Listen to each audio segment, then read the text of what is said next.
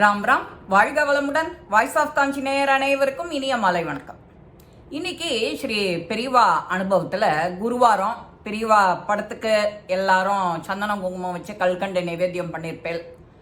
ஜெய ஜெயசங்கரா சொல்லியிருப்பேன். இன்னைக்கு அதே மாதிரி ஒரு பதிவு திருநெல்வேலி பக்கத்துலேருந்து ஒரு சிவன் சார்னு ஒருத்தர், இவரோட அனுபவத்தை சொல்லி பகிர்ந்துக்கிறவர் யாருன்னா பட்டாபி மாமா.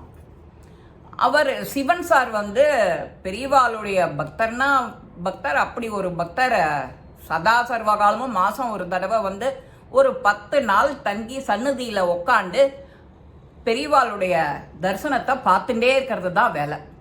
வாயை திறந்து எதுவும் பேச மாட்டார் பெரியவா கிட்ட. பெரியவாளும் அவர்கிட்ட வாயை திறந்து பேசினதில்லை இன்னி வரைக்கும். வருவர், இவர் வாங்கிட்டு வர காணிக்கையை கொடுத்துட்டோ ஒரு மஞ்சப்பையில் கொஞ்சம் பணமும் விபூதி பொட்டலம் ஒரு மாத்து துணி இதுதான் எடுத்துட்டு வருவார். அவர் அங்கேருந்து 10 நாள் நன்னா ஆசை தீர பார்த்துட்டோ கிளம்புறேன்னு உத்தரவு வாங்கிக்கிறேன்னு லைனில் போய் நின்று பிரசாதத்தை வாங்கி நமஸ்காரம் பண்ணிட்டு கிளம்புவார். இந்த மாதிரி பண்ணிட்டு இருக்கிறச்ச இவர் ஒரு தடவை, என்ன 10 நாள் போறலையா, போருமா, நீ கிளம்பிட்டியா அப்படின்னு பெரியவா சிரிச்சுட்டே கேட்கவும் இவர் கிளம்புறார். பிரசாதத்தை வாங்கிட்டு சரி பெரியவா, ஆமாம், தலையை ஆட்டிட்டு அப்படி பேச்சே, வாயை திறந்து பேச்சே கிடையாது. சிவன் சார்னா அந்த சிவனுக்கு தகுந்த மாதிரி அவர் பட்டையா விபூதியும் ருத்ராட்சமும் போட்டுண்டு மணக்க இருப்பார். அவ்வளவு நல்ல மனுஷர். ஆச்சார அனுஷ்டானம் அப்படித்தான். வெளியில் போய் எதையும் வாங்கி சாப்பிட மாட்டார். வெங்காயம் பூண்டு எதுவுமே சேர்த்துக்க மாட்டார் சாப்பாட்டில்.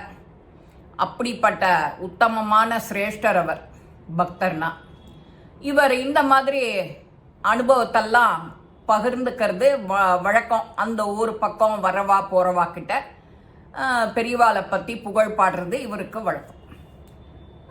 பெரியவாளோ இவர்கிட்டையும் அவ்வளவு தெய்வீகமான இவரோட தோற்றத்தை பார்த்து பெரியவா கொஞ்சம் சிரிச்சுட்டே நன்னா பேசுவார்.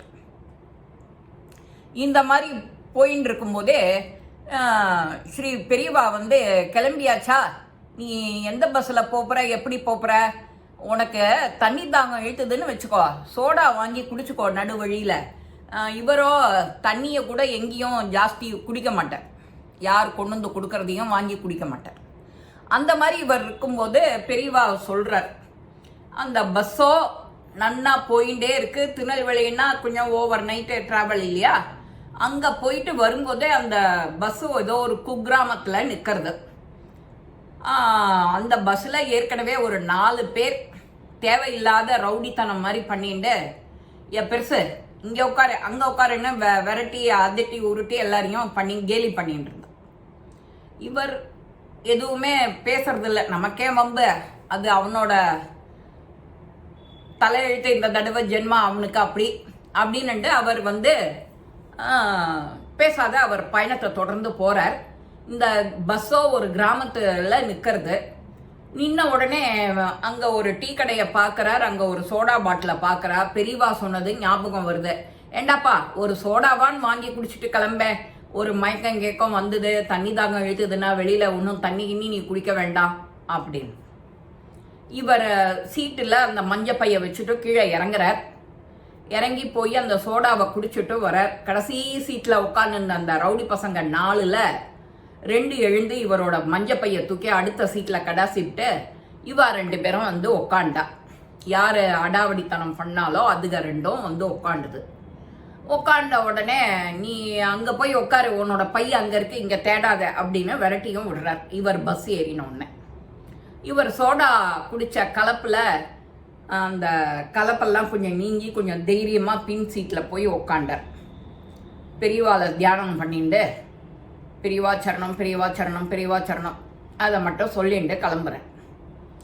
கிளம்பின உடனே இவர் ஊருக்கு வரத்துக்கு ஒரு அரை மணி முன்னாடி பஸ்ஸு ஒரு பெரிய ஆக்சிடெண்ட்டில் சந்திக்கிறது அப்படின்னா, இந்த பசங்க யார் 2 பேரை அடாவடித்தனம் பண்ணி இவரை பின் சீட்டுக்கு மாற்றி உட்காத்தி வச்சுதோ அந்த 2 பசங்களும் ஸ்பாட் அவுட். பெரியவாளுக்கு இதெல்லாம் எப்படி தெரியும் அப்படின்னு யோஜனை பண்ணிட்டே வரார். தெய்வம்தான், தெய்வம் இல்லாத வேற என்ன அப்படின்னு அவருக்கு அழுகழுகியா வருது. பெரியவா இருந்த திசை நோக்கி நமஸ்காரம் பண்ணிட்டு ஹரஹர சங்கரா சொல்லிட்டு வரார். அதோட நிக்கல. அடுத்த முறை அங்க தரிசனத்துக்கு போகும்போது பெரியவா கிட்ட நமஸ்காரம் பண்ணி நீங்க தான் என்னை காப்பாத்தினேல் அப்படின்னு சொல்றார். நான் எங்கடா காப்பாத்தினேன், அந்த பரமேஸ்வரன் தான் உன்னை காப்பாத்தினது அப்படின்னு சிரிச்சுட்டே பெரியவா சொல்றாளாம். இத பட்டாபி சார் 1986 இவர் அந்த பக்கம் இவர்கிட்ட பகிர்ந்துக்கிறார். பட்டாபி மாமா கிட்ட இவர் சொல்றார், சிவன் சார், நான் இந்த மாதிரி ஒரு தடவை திருநெல்வேலியிலேருந்து இதுக்கு வந்தேன் தரிசனத்துக்கு. ஒரு 10-15 நாள் அங்கே இருந்தேன். பெரியவா அனுகிரகம் நன்னா கிடச்சிது. ஆனால் நான் கிளம்புறச்சே எனக்கு சோடா ஒன்று வாங்கி குடிச்சுக்கோயேண்டா, வெளியில் எங்கேயும் சாப்பிடல அப்படின்னு அனுசரணையாக சொன்னான். சரின்னு நானும் பெரியவா ஆசையை நிறைவேற்றணும், உத்தரவை நிறைவேற்றணும்னு இறங்கி குடித்தேன். பெரியவா ஏன் என்னை பார்த்து 10 நாள் 15 நாள் போராதா, உனக்கு போருமா, இன்னும் இப்போவே கிளம்புறியா, இந்த வார்த்தையையும் கேட்டுட்டு சோடா வாங்கி குடி அப்படின்னு என்னை சொல்லிவிட்டு அந்த என்னோட இருக்கையை மாற்றி, அந்த பசங்க அடாவடி பண்ண பசங்க இருக்கையை மாற்றி என்னை எப்படி காவந்து பண்ணியிருக்கா பெரியவா, சாட்சாத்து பரமேஸ்வரன் தான், வேற இல்லை அவர் அப்படின்னு இவர் சொல்றார். பட்டாபி சார்கிட்ட இவர் சொல்றார். ஆமாம், நமக்கும் பெரியவா மாதா பிதா குரு, குருவுக்கு அப்புறம்தான் தெய்வத்தை நினைக்கணும். ஆனால் நாம் என்ன பண்ணுறோம், முதல் 2 ஆற்றுலையே 2 பேர் இருக்கா, அவளை விட்டு விடுறோம். 3வது பெரியவா. பெரியவா லைனில் யார் யார் நிறையா மகான்கள் இருக்கா இந்தியாவில், அந்த வரிசையில் எல்லாரும் ஒருத்தர குருவாக வச்சுப்பா. நாம் குருங்கிறோம், தெய்வங்கிறோம். தெய்வமே குரு, குருவே தெய்வம். குருவை முடிச்சுட்டு தான் தெய்வத்துக்கிட்ட போகணும். நாம் நேராக அப்புறம் கோவிலுக்கு போய்டுறோம், குருவை விட்டு விடுறோம். குரு சொல்கிறத எதையும் கேட்கறதில்ல. இந்த மாதிரி இருந்தாக்க எப்படி சரியா இருக்கும்? அதனால நாமளும் குருவார தனிக்கான குருவை நினைச்சு நினைச்சு நினைச்சு அவரோட ஸ்லோகங்கள், அவரோட கதைகள், அவருடைய அனுபவங்கள், பாடங்கள் என்னென்ன சொல்லியிருக்காளோ அதெல்லாம் கொஞ்சம் காது கொடுத்து கேட்டு அதை அனுசரணம் பண்ணி நாமளும் அதை அனுஷ்டிக்கணும்.